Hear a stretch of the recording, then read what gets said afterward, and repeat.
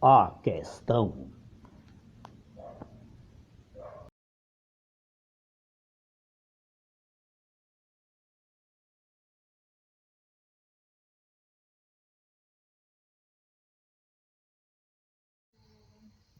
Bom dia.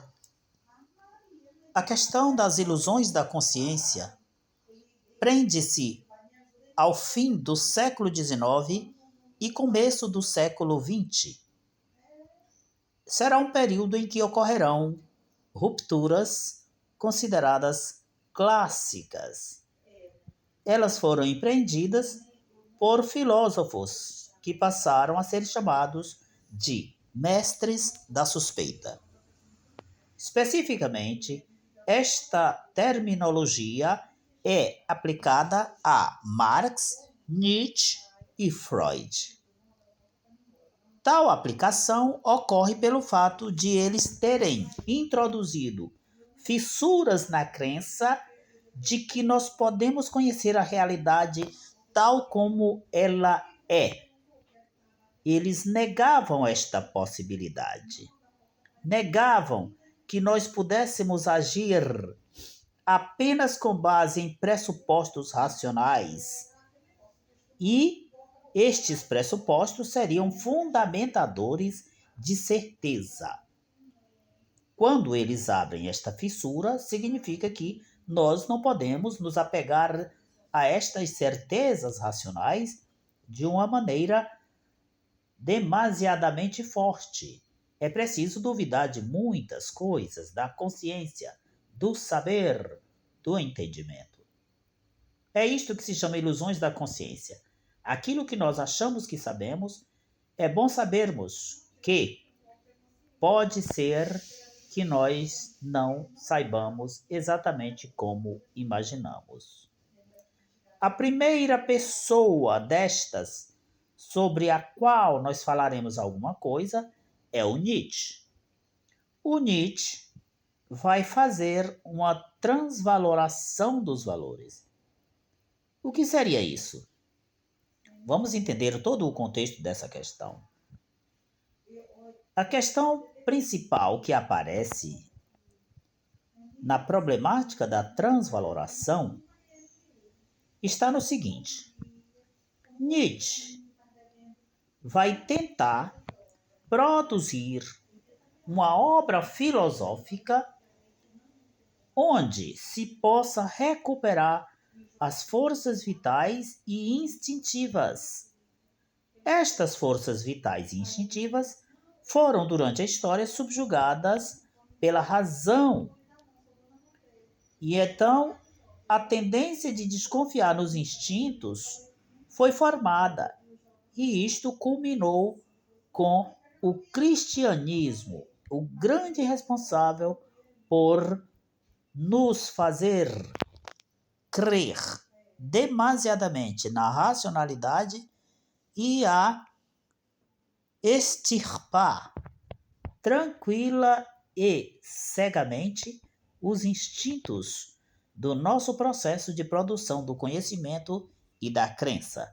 Portanto, tudo que é instintivo deve ser jogado de lado.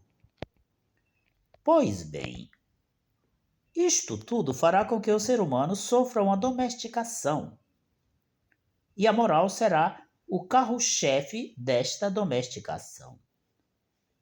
A moral vai criar um domínio onde o ser humano será enfraquecido e ele vai se tornar um ser doentio e culpado, um ser que a todo momento estará jogando contra si mesmo, desvalorizando-se, tendo-se em uma conta menor do que é de fato. A próxima problemática dentro da questão nietzschiana é a da genealogia da moral. O que seria isso? A genealogia da moral vai atrás da seguinte condição: existem valores morais hoje, isso é fato. Estes valores nem sempre existiram, nem sempre estiveram aí. Então é preciso voltar e buscar a gênese da moral. Ou seja, como a moral foi criada, como os valores foram definidos, quem os definiu, por que eles foram definidos, porque os valores levam muitas vezes as pessoas a se verem como seres inoperantes, seres míseros. Onde nasceu esta autodesvalorização? A genealogia da moral será então um método que irá retroceder à gênese destes valores, buscando entender a sua formação, as suas lacunas, e assim é preciso que se crie valores que enalteçam o ser humano. Quando se descobre como os valores foram postos, quem os pôs, com a validade que eles têm, e por que que nesta sugestão de quais valores eram tidos como mais importantes e quais não eram, porque os instintos foram deixados de lado. Instintos estes que ajudariam muito a formar uma mentalidade de luta pela própria vida e não de entrega desta vida, sem mais, sem luta, sem consideração por si mesmo. Por que que tudo isso aconteceu? A genealogia deverá mostrar. Nietzsche vai fazer uma denúncia da falsa moral, que é essa moral que se formou e que hoje vigora. Uma moral onde as pessoas se veem como ovelhas, como seres insignificantes, e uma moral que será chamada de moral de rebanho, moral de escravos. Os valores dessa moral são a bondade, a humildade, a piedade e o amor ao próximo. São palavras bonitas que nós escutamos o tempo todo, inclusive sendo sugerida às pessoas, mas que Nietzsche dirá, são palavras que levam as pessoas a construírem um tipo de vida onde elas não dão valor a si mesmas. Vamos fazer uma diferenciação que Nietzsche faz entre a moral do escravo e a moral do senhor. A moral do escravo, basicamente eu já falei a respeito. Ela vem de Sócrates, herda o pensamento de Sócrates e de Platão, é construída dentro da tradição judaico-cristã e ela é uma tentativa de subjugar os instintos. Nesta moral, tem-se a ideia de que o homem é a fera, é um animal que precisa ser domado. E é preciso criar mecanismos que domem esse homem. É aí que vão aparecer, por exemplo, na Idade Média, algumas práticas de automortificação, automutilação, que seria algo como se o homem dissesse a si mesmo: há uma fera dentro de mim, já que eu não consigo domá-la, eu vou matá-la, eu vou fazê-la sofrer. Então ele faz o seu próprio corpo sofrer através de práticas de autoflagelação, julgando com isso estar ferindo os instintos. Pois bem, esta moral de escravo, ela nega valores vitais. O que seriam esses valores vitais? Valores que levariam as pessoas a terem vida, mas que, quando se diz que se quer cultivar estes valores, o poder constituído, seja o poder civil, seja o poder religioso, vai dizer que isto não pode. E aí cria-se algumas categorias que não deixam que as pessoas vivenciem tais valores. Uma dessas categorias é a categoria de pecado. Então se vai dizer, não pode porque é pecado, não pode porque fere a Deus. E quando a pessoa resolve exatamente não fazer, em obediência a esses não pode, ela estará deixando de fazer algo que afirmaria a própria vida. Então ela vai continuar negando a própria vida. Só vai poder ocorrer coisas que neguem a vida, que maltratem a própria vida, nada que afirme. E assim o indivíduo seguirá neste percurso, vai se enfraquecer e vai perder um pouco da vontade de potência, de querer ser muita coisa, de querer viver. O ideal ascético, o ideal do monge que foge para o deserto para fugir do mundo, é um típico exemplo desta negação da alegria da vida. A alegria não pode ser cultivada aqui. A moral dos senhores é uma moral que visa a conservação da vida e dos instintos fundamentais.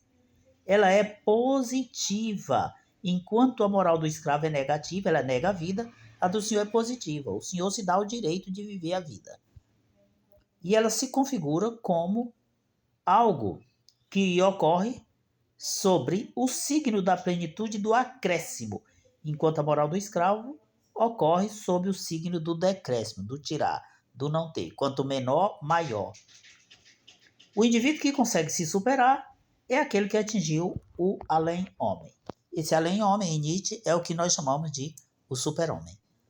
E essa é a ideia de Nietzsche, que todos se tornem super-homens. Pessoas que venceram estes condicionamentos que foram dados pela sociedade e que vivam, finalmente, a afirmação da vida. Não neguem a vida. Por fim, em Nietzsche a gente vai ter a vontade de potência. O que seria essa vontade de potência? Bom, a vontade de potência será exatamente o cultivo desta afirmação da vida. As pessoas que têm a moral de rebanho, elas não cultivam essa afirmação da vida, mas ao contrário, cultivam a negação da vida. Como é que se pode cultivar a afirmação da vida? É destruindo os valores que negam essa afirmação. E esses valores, repito, foram construídos na história em algum momento da vida da gente.